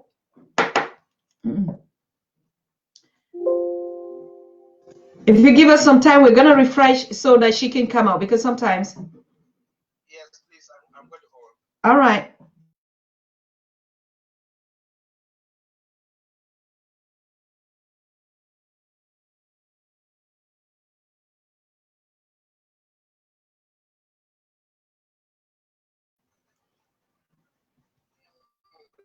Everything she said, I happen to come from Southern Cameroons, and when she was speaking about her experience in Cameroon, just drew me towards her, and I had to watch the program completely until this moment. So I feel a lot of connection to her. The way she's dressed, she just looks like my mother, and I just think maybe she may be my distant auntie. But I just wanted to say hello to her. Correct. Correct. It's unfortunate we're struggling to connect her back, and I don't know what happened. And yeah, she's out of the show, but we're just waiting for her to come back. Do you want to connect? Do you want to call later? Of course, you're watching. I'm afraid I'll not go through. I'm going to wait. All right. No, no, no. You'll go through. I'll pick it up because right now she's not in the show, and we have to keep the conversation going. That's what I mean. Just be waiting. When she's back, you will see her. Of course, you're watching, right? You're streaming. Yes. All right. Yes, Okay. ma'am. All right. Thanks. Yeah. Yeah. We just lost her. Yeah. For whatever reason, we don't know. She's been kicked out of the studio, and we'll be waiting for her to connect. We try to reboot and to again, but we are not getting her. But I think she would join us. We pray that she joins us here because we have to end this conversation in a wonderful way. Oh, I see she's struggling. She's just saying, let us give her time. She's struggling. She's struggling, and yeah. Hey, ladies, gentlemen, Africans, it is deep. It is deep.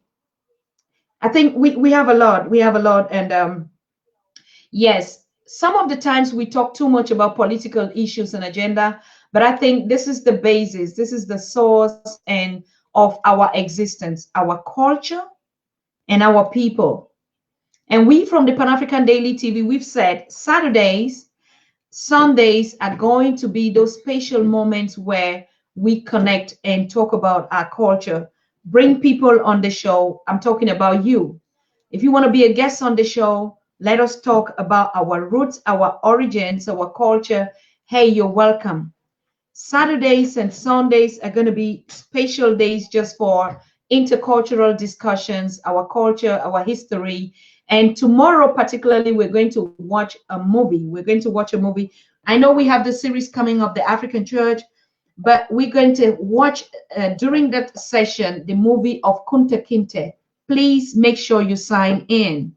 You might have watched this movie Roots, but we're going to watch it and explain and take step by step to see how our history has been distorted from the changing of our names to us becoming products in the market, even to our color and what kind of slaves. We're going to analyze that movie tomorrow called Root.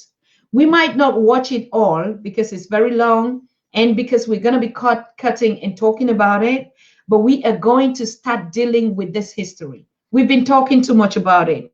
We've been talking about the slave history, but we have never sat down as a family to analyze these stories. And now Root has been put out there. A lot of you know it, but probably you just watch it. You just watch it like to connect or to, but now we are going to watch it as an educational platform. We're going to watch it as a historical educational platform where we are going to take the steps to step to connect this. Oh, I'm happy Mama is back. She is back. She is back. She is back. She is back. Yes, I'm happy. Hello. All right. She's still trying to connect her mic. Give her some time. She's going to be here. Hello. She needs to connect her mic, but she's in the lobby, right? Yeah. She's already inside. Put her on the lobby and put her. All right. Yeah, and she is back. Yeah, correct. Hello. The microphone, the microphone. You need to reconnect the microphone. We can see you, you're back, but your microphone is acting.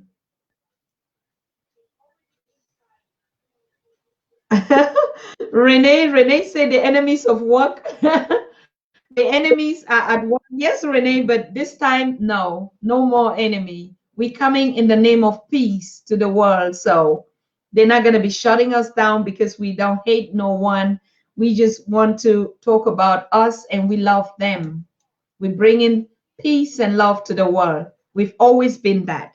So there's not going to be any enemy again. Tomorrow we are going to watch while she's trying to get her microphone set up.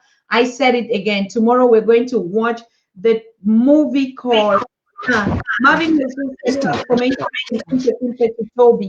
Okay, it's on. Yeah. Okay. Wow. Thank you. Thank you. Thank you. You're here. Yes. Yeah. Okay. The first caller that wanted to greet you is calling back. I'm going to pick his call. Hold on. Hello. Yes. You come in the name of peace and you brought peace. Dr. Isaac, go ahead. Mama Helen is here. Hello, Mama. Hello, Eddie. Can you hear? Not so well. Okay. I was just telling him to adjust his microphone because the volume. Mm-hmm. Isaac, can you increase your volume? Yes. Okay. I absolutely want to speak to Mama in the language. Mama Abella. In her language. I don't know. In a language. I didn't hear that. She said you want to talk in her language. Yes. She speaks English. I want to speak to her in the language. And I want to speak to me in the language. Mama Abella. All I can say is Abella. I don't know exactly what you're saying. Mama Abella. Can you speak English? What is that? How am I or how it goes? Okay, maybe for some reason the lines are not going through. That's true. Anyway, Mama, I was speaking to you in one of the Gemba languages, which is very close to the Bamli, to the Buddhas where you come from. So, Okay.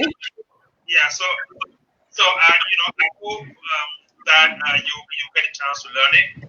Otherwise, I don't know what you're doing, but I think looking at your generation, one of the things which I would suggest is that you should consider educating the younger generation in Antigua. That the easiest thing that you can do as of now is that researching these big African nations.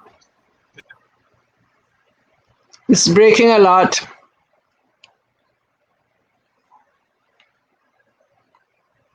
Yeah, so Mama, what I was saying is that maybe you can include this as part of your education program.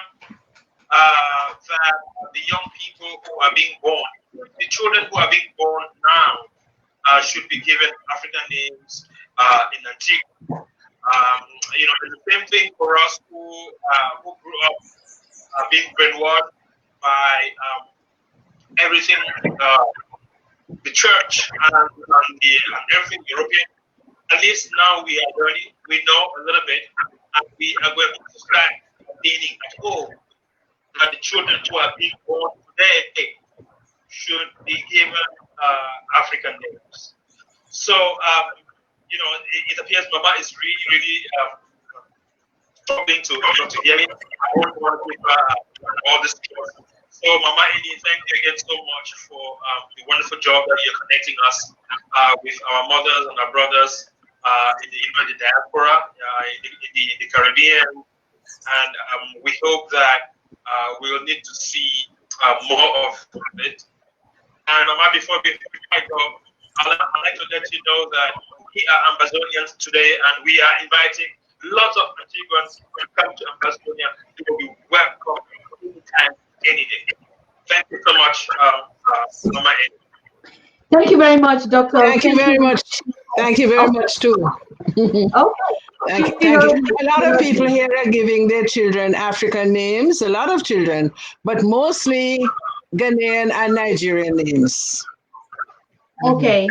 Yeah. Yurama, she said the generation has started, they're giving a lot of African names to their children, mostly Ghanaians and Nigerians. So we need to start giving the chairs and the B's and the Annies. Yeah.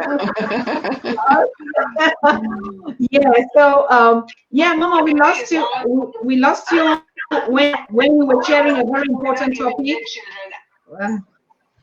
We lost you when we were sharing an important conversation after the poem, and I wanted to ask, do you have any intention of publishing that poem? It is published in an academic journal, but Okay. I am going to be publishing my poems as soon as I retire, or during my early retirement. Yes.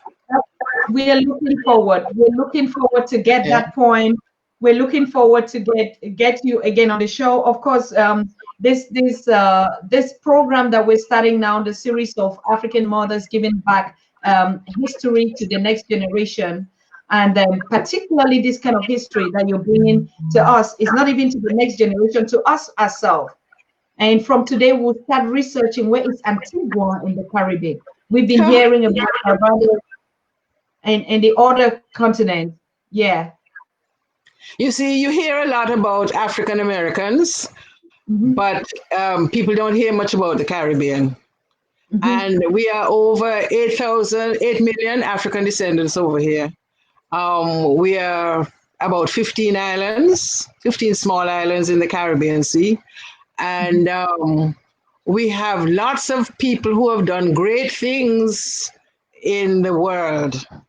Lots of scholars, people of great skill, mental resources, knowledge, inventors, farmers, people who are doing great things with very little and under a lot of duress and stress, because we are a hurricane region and the hurricanes come through every year.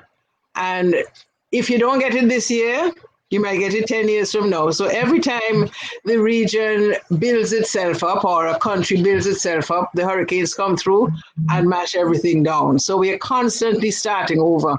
One of the things my friends in Cameroon said to me is, we don't get hurricanes here, so come.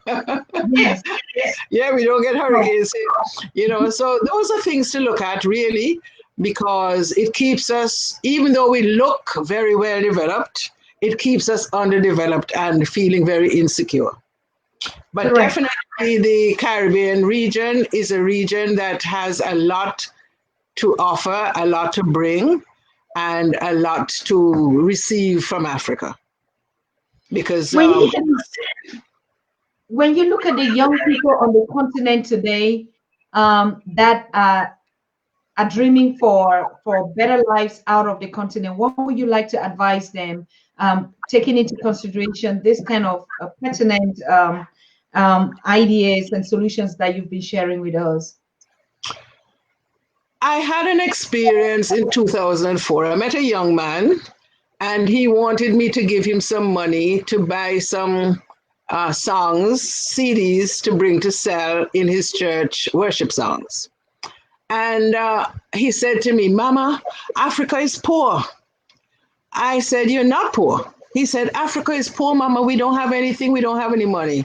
No, I remember that traveling to Cameroon at the time, Ian, what is his name, in London? Anyway, one of the prime ministers, was Blair, was saying, it was across the newspaper, big, Africa is poor. And it is a psychological thing that has been worked on the African mind and on their children. And I spoke to this young man and told him, no, you have to look for what is within Cameroon that you can use to make wealth. I said, look on the ground, what you see? He told me, oh, he don't see anything. I said, you see leaves? I said, even leaves can be fertilizer. Okay. Anyway, time passed and he came to me. I didn't see him for a while. He came to me and he said to me, Mama, do you know they found oil in my village? And Mama, do you know that we are getting diamonds up in that area? I'm selling diamonds. It's there, but if you don't understand how to see it, you will continue to think that you're poor. I mean, I see so much opportunity. If I wanted to get into opportunity, I see so much opportunity in Cameroon. I see so much that could be done, but I would rather teach a Cameroonian how to make wealth from what he or she has. You know what I mean? So, Yeah. so I would say to anybody that is looking to go over to Europe or America or places like that to look for a better life, make a better life where you are because everything we need is right there. You know, it's a simple thing and a personal thing. You know what I like about it when I'm in Cameroon? That I can get fresh food and fresh fruit to eat. That's what I like. Because when you come from a dry island like this, where fruit is scarce, you begin to yearn for, your body begins to yearn for the vitamins and all the rest of it. Now, people need to realize that they're blessed in Cameroon. Antigans will say to me, you behave as though Cameroon is a land of milk and honey. I say, yeah, people throw away honey over there. People throw away honey over there. I mean, it's true. They have so much, they don't know what to do with it. Now, we can take our expertise and our knowledge and make that honey be available for people there to make their wealth.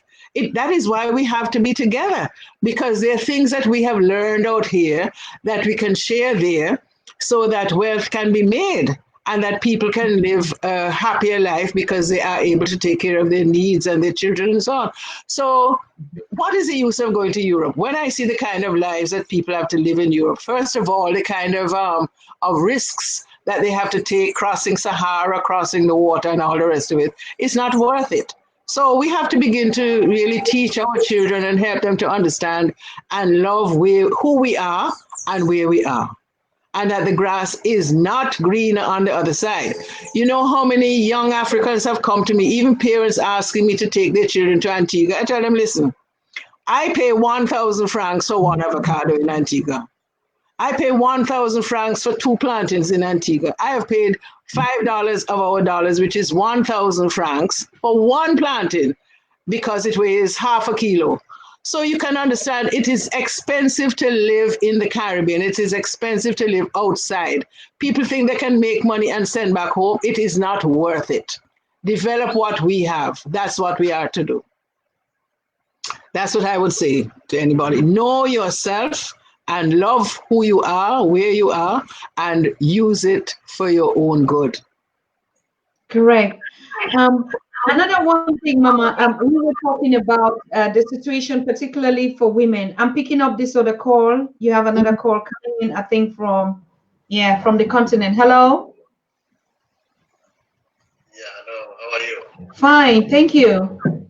And thanks. I'm just calling from Somalia. This is Abdul. Okay, from Somalia. Okay, thank you. Go ahead.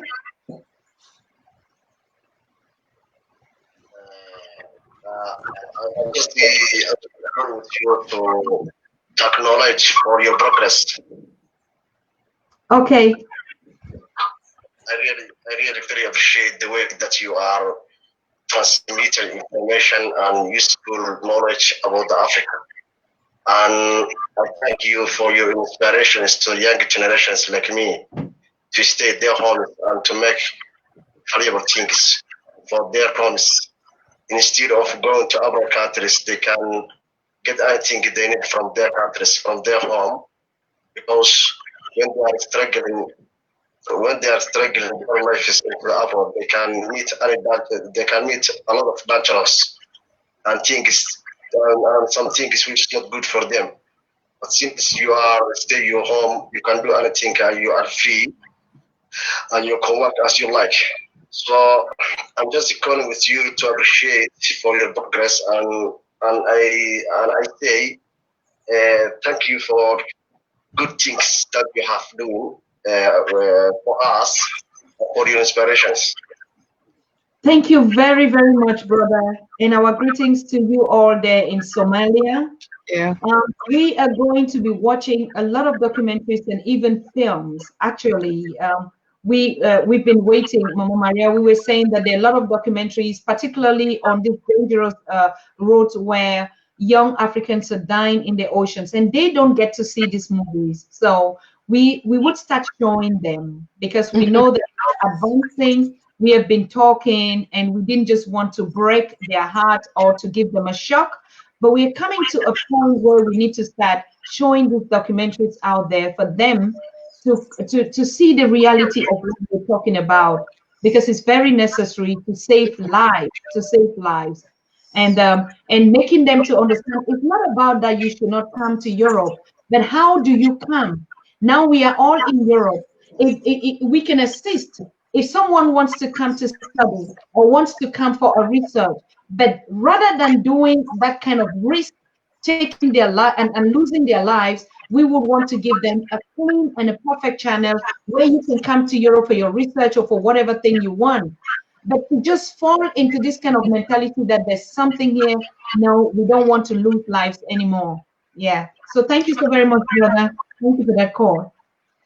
Yeah. Hello. But you know, okay. Yeah. You heard me, right? Good evening. All right. Good evening. Yeah. Mama, let me take you to the call. Yeah. Yeah, thank you very much, Dr. Susan, for your great job. I greetings to Mama. Mama has made some of us shed tears today. Yes. Yeah, it has been very emotional. And then, Sister Susan, this our situation in Africa. I think it got more to do with it got more spiritual stuff to do with us than we think. Because a typical example is like myself. I was working a bit far away from my city where I live in the UK. So I used to take train early in the morning. And then when I'm going to work during winter, sometimes I sit down and I'm kind of like sharing tears, because sometimes I used to ask myself, just because of that, I had to leave the job because it was a bit far. And when I'm going to work and then I see how cold it is, and I can imagine, even though I put jacket, I clothe myself very well, and I'm still feeling cold, and I can imagine our ancestors when they were brought down here, some of them wearing even nothing. And they survived all that. So sometimes I used to share a lot. I used to cry a lot when I'm going to work, and I said to myself, "No, there's no need for you going through all this." So all that I'm trying to say is that I think Africa and the African Union, the African Union must try as much as possible to find a way to let our brothers and sisters in the diaspora know that for Africa, for some reason, some Africans contributed, just as Mama was saying, contributed to what happened to our brothers and sisters. And I think also there's the need for Africa to perform the funeral rites of those who perished in the sea. Yes. Yeah, it's very important, because we all know African tradition. If somebody died and then you don't perform his funeral, they don't cross to the what the Afan people in Ghana will say to the spiritual one. Yeah. They don't cross. So, and we know how our brothers and sisters, our mothers, our fathers were perished. So Africa needs to think of that. Just as you said, why all these little conflicts going on in Africa that we don't even know the cause of it? Does that have something spiritual to do with these things that happened to us 400, 500 years ago? Can we think like that? So I think African Union should start thinking, the leadership of Africa should start thinking, and then think on that direction. It will help Africa, because our situation is more spiritual than we think. Thank you very much. And then, Mama, we love you. Africa love you, and Africa needs you. Thank you. I love you too. Thank you very much. Oh wow, what a day, what a day, what a moment. And yes, Mama, as you heard that we all need you, we love you. I've been I'm saying coming. I'm coming. I'm coming. I'm coming. every time I talk to you, we cry, we laugh, we hug, we do everything on the Well, you You know, are even to leave here, people don't want me to leave here, but I tell them I'm going so that you can follow. If I don't go, you won't follow. So I yeah. have to go. I realize I have to go and then others will follow. There are a lot who want to come, but I have to make the move and be there for them when they come. You know, it's something that we just have to figure out how to do. We had to figure out how to do it. I had to come back in order to do what I'm doing so that others will hear. What is it the scripture says? Write the vision and make it plain so that others may read it and follow. So that's what has to happen. I've written the village vision, I've made it plain, I'm making it plain here today, and those who hear it will do something about it. That's what has to happen. That's what we're doing today, Susan, on here, you know. Oh, I'm happy. I'm honored. Africa is blessed to have you, Mama. And yeah, your daughter and queen of the continent of your Oh ancestors, my, and our you mom, our friend, our everything. And you know me and you, our own is different. yeah. Thank you very much, Mama, for coming to this show. I know it's really tiring, and yes, we're really hitting 2 hours now, and yeah, thank you so very much. Do you have So much. something last word to share with your audience? Yes. So God we will bless us see. all. We will soon be together in spirit, if not physically. Bye. Okay, Bye, bye, everybody. bye, everybody. Bye, Mama. Bye. Yeah, so thank you very much, our listeners. You heard her; she was here, and she's told us. And tomorrow, like I said, we're gonna watch the movie Transformation. Marvin just said it, from Kunta Kinte to Toby. We're gonna watch that movie, and I think we should start earlier. We could start 7 p.m. And we watch, and we need to start. We need to start. People, we need to start confronting this reality. A lot of people are hearing these slave stories, particularly those on the continent, and they have never had the experience. I can imagine the shock. And I can also imagine how difficult it is for them to relate what our mother Edith was just saying. But us in the diaspora, it's very visible. We see it because we understand both sides of the story, and we understand how well. But I want us tomorrow to take a special time, 7 o'clock. Like I said, we're going to meet 7 o'clock, 7 p.m. That's 1 hour earlier. It's Sunday, so that we have enough time to watch Kunta Kinte. It's called The Root. The Root. We're going to watch this movie. We're going to analyze it, not in the spirit of hatred. No, we're not going to hate anybody, but we're just going to look ourselves and see, watch through this movie so that we can understand when we're talking about the diaspora. We're not talking about the migrant diaspora. We're not talking about me. We're talking about people of African descent. What does it mean for you on the continent? Who are these people? Because we know them as Brazilians, we know them as people from Caribbean, from Jamaica, from Haiti, from wherever. But who are they? Where did they come from? They're part of us. Every black man on the planet comes from Africa, like we say. Every white person even is the origin of humanity. So, but we're going to watch this movie. When we watch this movie, we analyze it. So much so that when we start having these kind of conversations with our brothers in the diaspora, you're all aware of it. So it's going to be like the education that we're saying. The Pan-African Daily TV is the curriculum. It's our the education. We talk about politics. We talk about history, culture, and economy. You understand everything that we've never been talking about. We're going to discuss it here.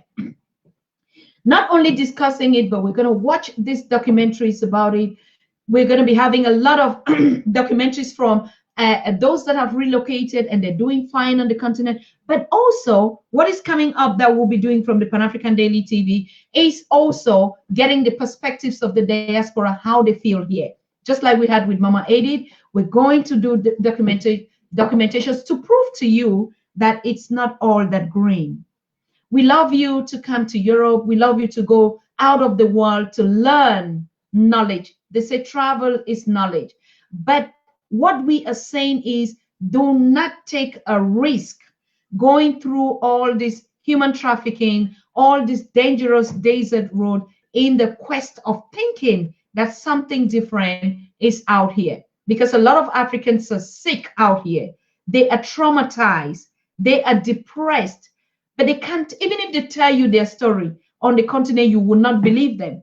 Because you keep asking, yes, if you say it's bad, why are you not coming back? Look at the way you guys are shining, and that not everything that glitters, not every gold is, like they said, not everything that glitters is gold. And because no matter how the diaspora would explain some of these stories to you, you cannot understand. You can understand how we envy you on the continent, how we wish we had a different choice. But of course, what we're saying is information and education. But it's not saying you should not travel. No, travel is knowledge. If we didn't travel, we wouldn't be able to educate you today. But we travel on purpose.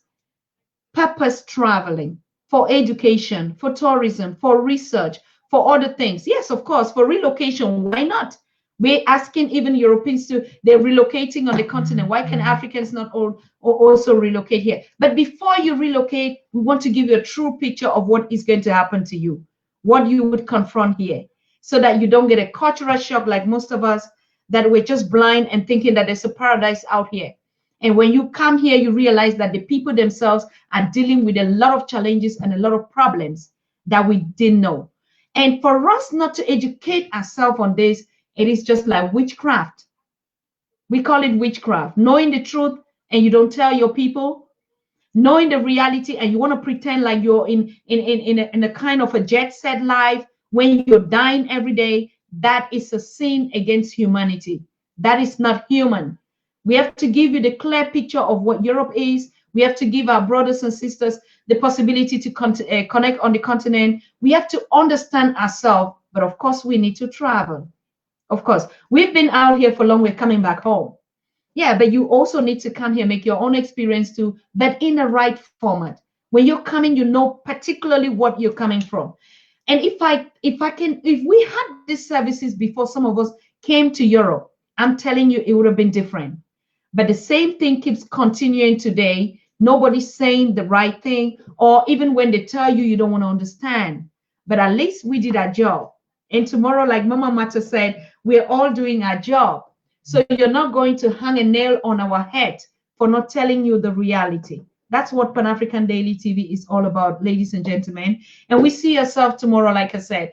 Today is a weekend, a day to go out and, make happy, like we say.